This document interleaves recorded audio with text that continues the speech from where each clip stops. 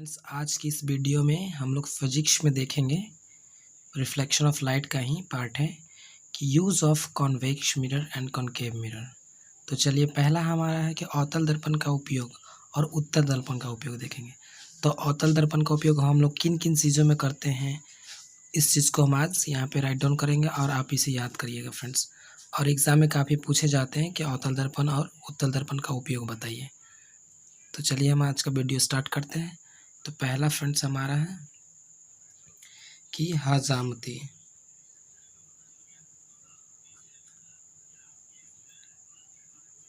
हजामती के रूप में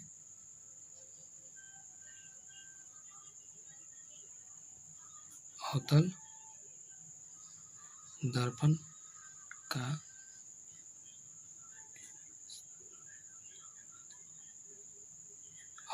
का इस्तेमाल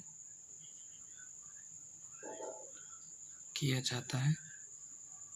जैसा कि फ्रेंड्स, इसलिए इसका इस्तेमाल अवतल दर्पण का इस्तेमाल किया जाता है कि आप देखे होंगे कि अगर सैलून में अगर कोई व्यक्ति जाता है तो बैठता है तो उसमें अवतल दर्पण लगा हुआ रहता है। और अवतल दर्पण इसलिए लगाया हुआ रहता है क्योंकि किसी व्यक्ति का जो दाढ़ी होता है वो अवतल दर्पण क्या करता है, उससे बड़ा बड़ा दिखाई देता है।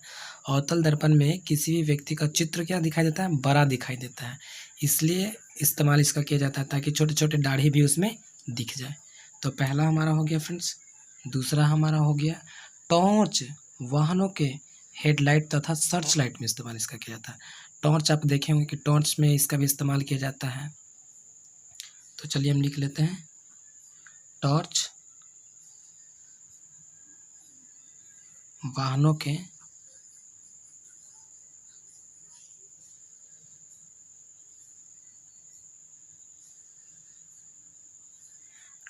हेडलाइट तथा सर्च लाइट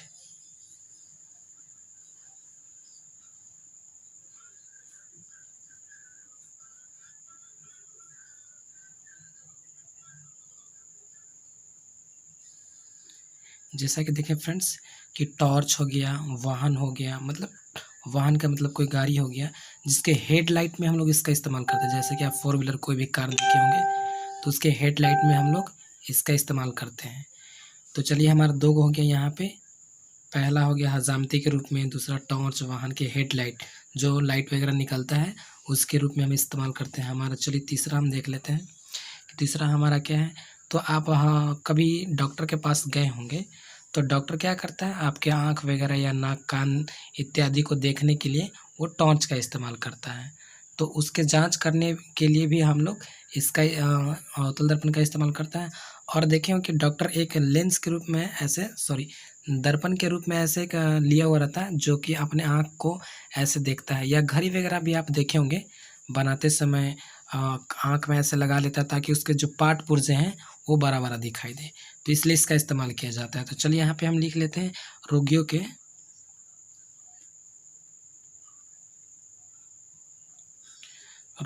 के यानी डॉक्टर रोगियों के नाक कान गला आदि, मतलब नाक कान गला इत्यादि का, या आप ऐसे भी लिख सकते हैं डॉक्टर रोगियों के दांत कान नाक गला आदि। दांत भी अगर आपको लिखना हो तो इसमें लिख दीजिएगा, क्योंकि दांत में भी डॉक्टर ऐसा लगा करके देखते हैं। आदि के जांच, इसको थोड़ा नीचे कर लेते हैं, जांच करने के लिए अवतल दर्पण का इस्तेमाल करते हैं। तो समझ गए होंगे फ्रेंड्स कैसे इसका इस्तेमाल करते हैं। क्योंकि जब जैसे ही डॉक्टर दांत इत्यादि को ऐसे देखता है तो क्या करता है, ऐसे अपने आँख के पास या आँख में ऐसे दर्पण लगा लेता है और ताकि वो चीज़ उसको बड़ा बड़ा दिखाई दे पाए। घड़ी वगैरह का पार्ट पुर्जा बनाने में भी इसका इस्तेमाल किया जाता है ताकि पार्ट पुर्जा उसका बड़ा बड़ा दिखाई दे। तो इसलिए फ्रेंड्स इसका इस्तेमाल किया जाता है। आ जाइए हम लोग चौथा देखते हैं। आप इसे याद कर लीजिए क्योंकि आपको ऑब्जेक्टिव में ये हमेशा पूछता है कि use of concave mirror and use of convex mirror. अवतल दर्पण का दो उपयोग लिखे हैं। या ऐसे भी पूछ देगा कि बताइए गाड़ी के हेडलाइट में किस दर्पण का इस्तेमाल किया जाता है, तो आप आराम से उसे बना सकते हो। चलिए और हम लोग चौथा देखते हैं। तो आप देखे होंगे कभी कभी भट्ठी वगैरह में भी इसका इस्तेमाल किया जाता है। तो आप ये भी देखे होंगे कि मंथन में एक रखा हुआ था जो कि पहले उससे खाना बनता था, सब लाइट को फोकस केंद्रित कर देता है। तो आप देखे होंगे कि सौर भट्ठी में भी,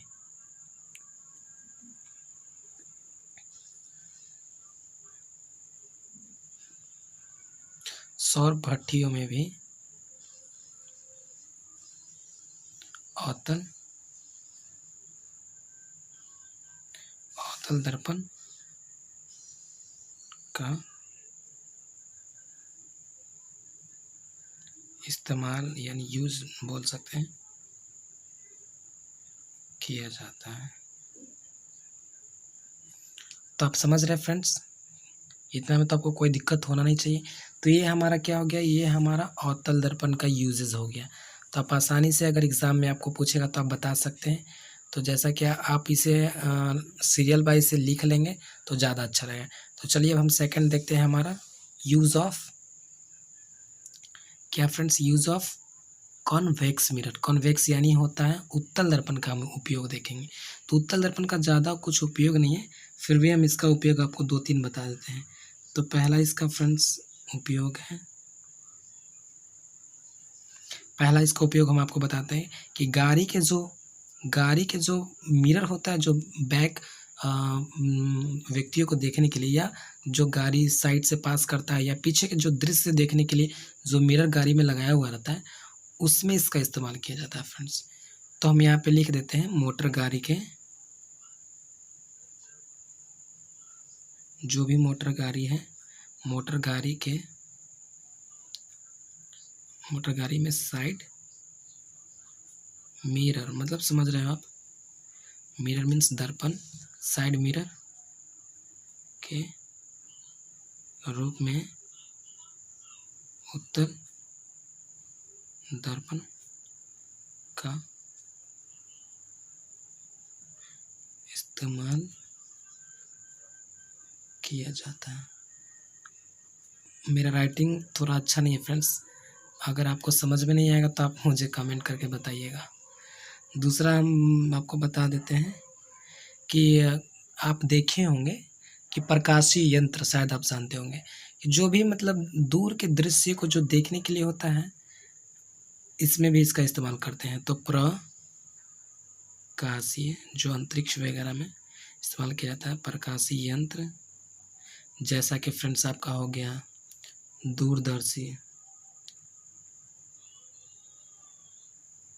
दूरदर्शी मतलब दूर के वस्तु को देखने के लिए, सूक्ष्मदर्शी,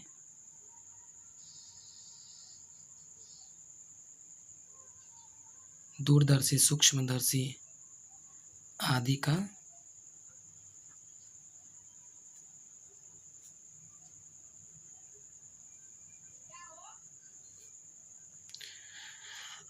आदि के यूज में भी, आदि का यूज में भी उत्तल दर्पण का इस्तेमाल किया जाता है, जो भी यूज किया जाता है। ठीक है फ्रेंड्स, तो यहाँ पे आप देख लेंगे, जैसे कि हमने बता दिया प्रकाशीय, जैसे कि दूरदर्शी हो गया, और सूक्ष्मदर्शी इत्यादि में भी इसका इस्तेमाल किया जाता है। आप अपनी भाषा में इसको लिख लेंगे। और पहला आपका है कि मोटर गाड़ी में साइड मिरर के रूप में, जो ऐना लगा हुआ था, ऐनक जिसमें हम पीछे की वस्तु को देखते हैं, उसमें भी इसका इस्तेमाल किया जाता है। तो आज हम आप लोग को use of convex mirror and use of concave mirror के बारे में बताएं। आप इसे ध्यान से अपने कॉपी में लिख लेंगे और इसे एक बार पढ़ करके इसे याद कर लेंगे फ्रेंड्स, ताकि एग्ज़ाम में आप आराम से इसे कर पाएंगे।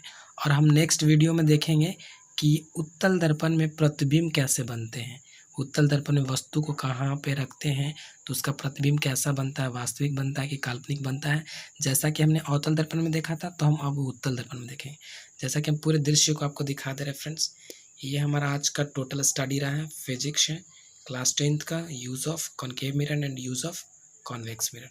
तो चलिए आज की वीडियो को हम यहीं पे स्टॉप करते हैं। बेस्ट ऑफ लक एग्ज़ाम के लिए।